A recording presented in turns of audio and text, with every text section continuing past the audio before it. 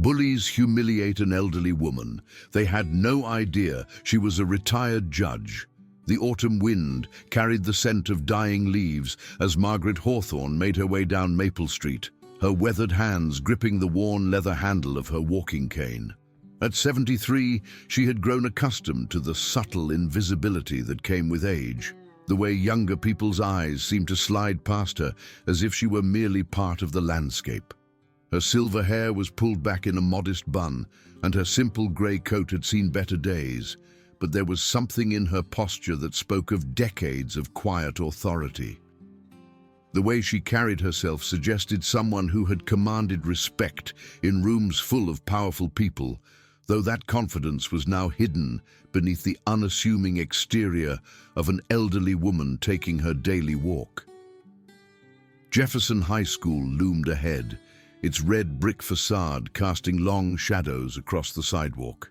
The building was a testament to 1960s architecture, with its imposing rectangular structure and rows of identical windows that gave it an institutional feel. Margaret had walked this route every Tuesday and Thursday for the past 6 months, ever since her retirement, making her way to the community center where she volunteered reading to children. The school had always been a landmark in her neighborhood, a place where generations of local kids had learned and grown. But today, it would become something else entirely, a stage for a confrontation that would change several lives forever. Tyler Brennan stood with his back against the school's chain-link fence, his Letterman jacket hanging loose over his broad shoulders. At 17, he was everything a high school quarterback was supposed to be: tall, athletic, with the kind of easy confidence that came from years of being told he was special. His dark hair was perfectly styled, and his green eyes held the calculating look of someone who had learned early that the world would bend to his will. He had the kind of natural charisma that made teachers overlook his minor infractions, and parents believe he was a good influence on their children. But beneath that charming exterior lurked the soul of a predator who had learned to identify weakness and exploit it for his own amusement and profit.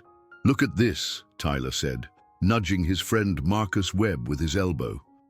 Marcus Webb was smaller but meaner, with sharp features and a perpetual sneer that made him look like he was always plotting something unpleasant. His sandy brown hair hung in greasy strands across his forehead, and his pale blue eyes darted constantly, always searching for the next opportunity to cause trouble or humiliate someone weaker than himself. He wore his cruelty like a badge of honor, taking perverse pleasure in the pain of others and reveling in the fear he could inspire with just a look or a well-timed threat. The third member of their group, Danny Rodriguez, was the follower, desperate to belong and willing to do anything to maintain his place in their hierarchy. He was average in every way: average height, average build, average intelligence. But his desperate need for acceptance made him dangerous in his willingness to escalate situations just to prove his loyalty to the group. "What's up?" Marcus asked, following Tyler's gaze to where Margaret was approaching along the sidewalk. "Old lady, walking stick, probably has a purse full of cash," Tyler said with a grin that didn't reach his eyes. "Perfect target." Margaret noticed the 3 boys watching her as she drew closer, their body language shifting from casual loitering to predatory focus. She had seen that look before in countless courtrooms on the faces of defendants who thought they could intimidate their way out of consequences. It was the same expression she had observed in domestic abusers when they realized their victim was about to testify against them, in white-collar criminals who believed their expensive suits and polished demeanor would shield them from justice, and in violent offenders who had convinced themselves that fear was more powerful than the law. For 35 years, she had been the Honorable Margaret Hawthorne, presiding over cases that ranged from petty theft to serious felonies, from juvenile delinquency to organized crime. She had seen bullies in every form they took, from playground tyrants to corporate executives who destroyed lives with the stroke of a pen, and she knew exactly what these boys were thinking as they sized her up like predators evaluating prey. "Excuse me, Grandma," Tyler called out as Margaret approached the section of sidewalk where they stood. His voice carried the false politeness that bullies often use to mask their true intentions. "You look like you could use some help."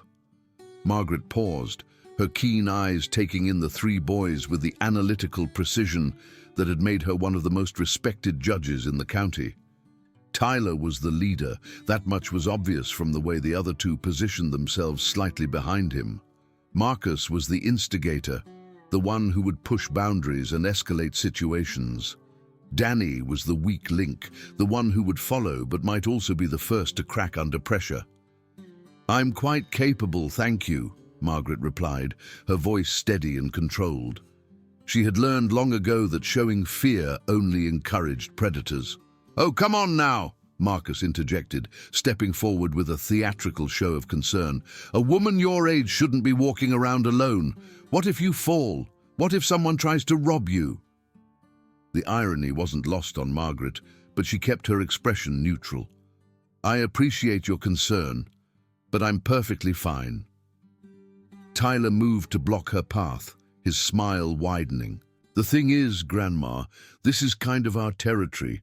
We look out for people around here, make sure they're safe, but that kind of protection, well, it costs something."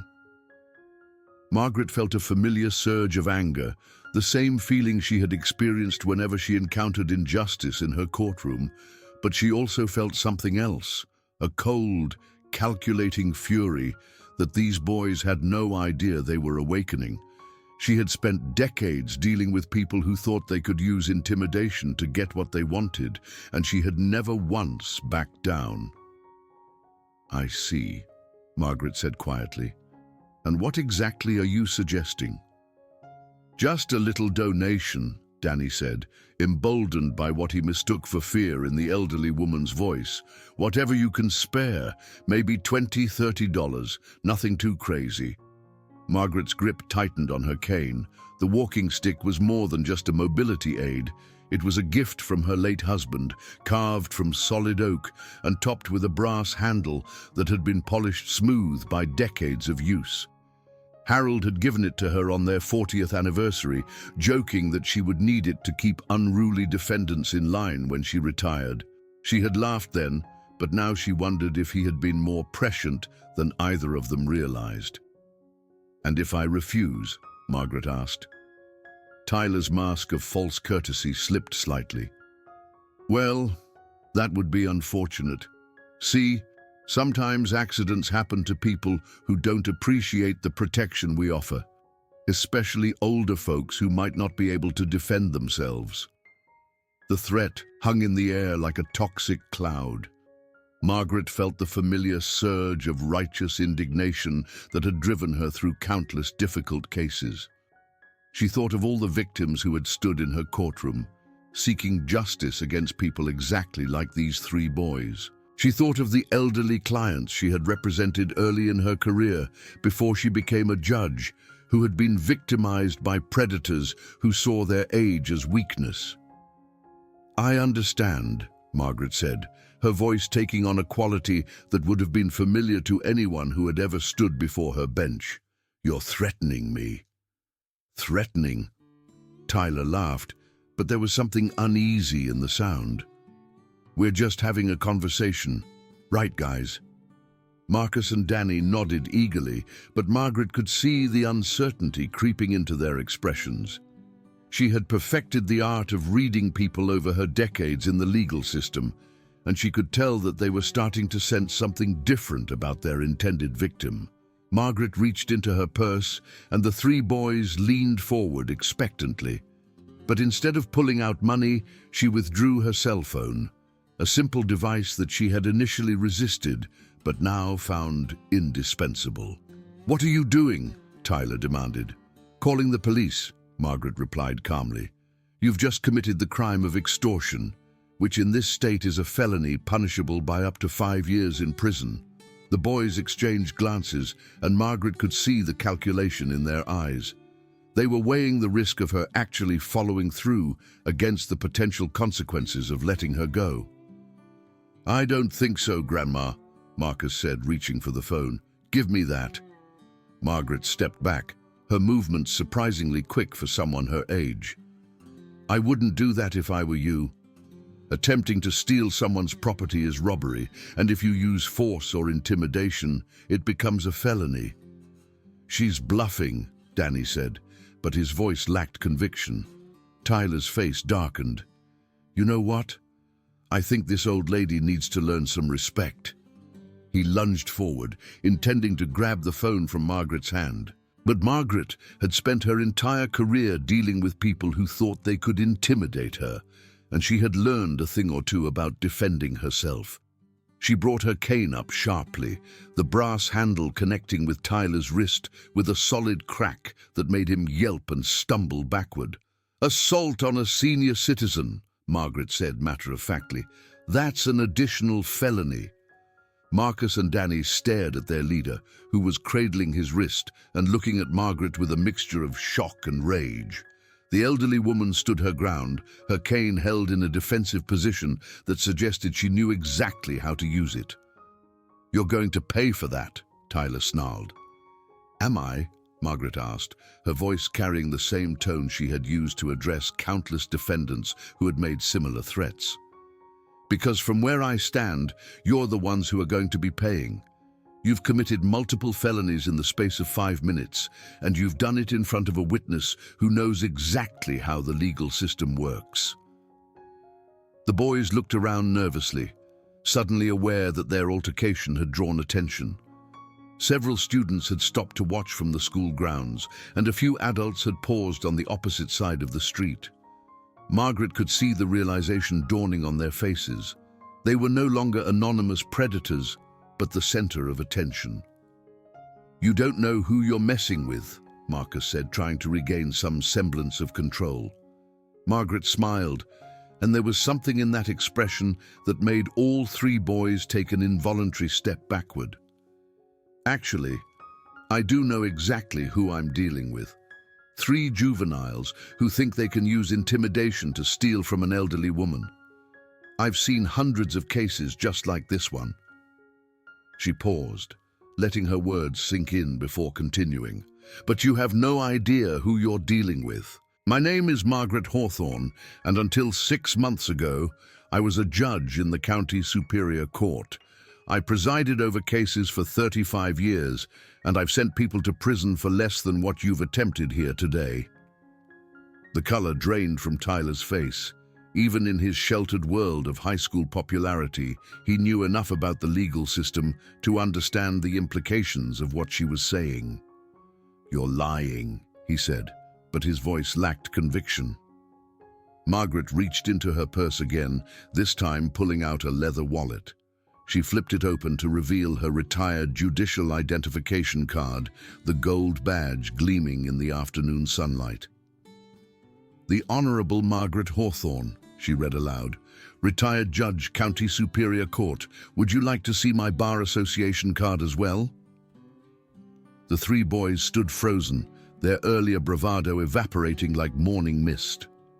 Margaret could see the fear in their eyes now, the same fear she had seen in countless defendants who had finally realized the seriousness of their situation. "Here's what's going to happen," Margaret continued, her voice taking on the authoritative tone she had used to control her courtroom. "You're going to sit down on that bench over there, and you're going to wait while I call the police.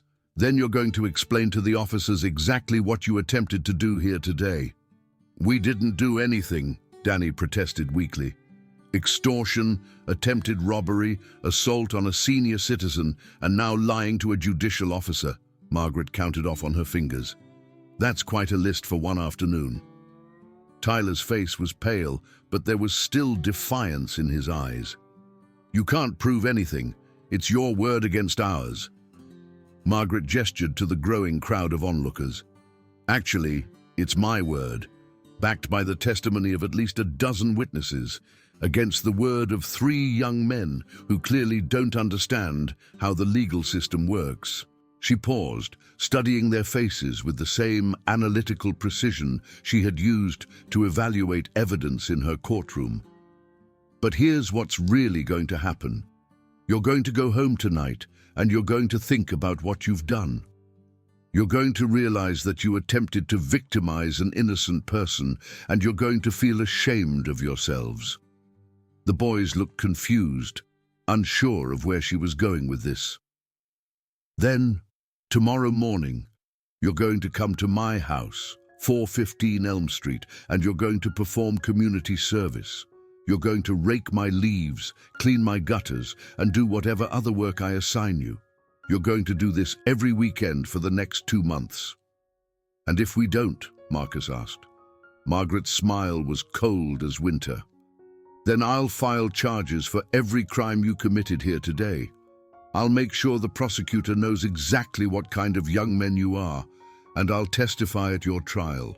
I'll use every contact I have in the legal system to ensure that you face the full consequences of your actions."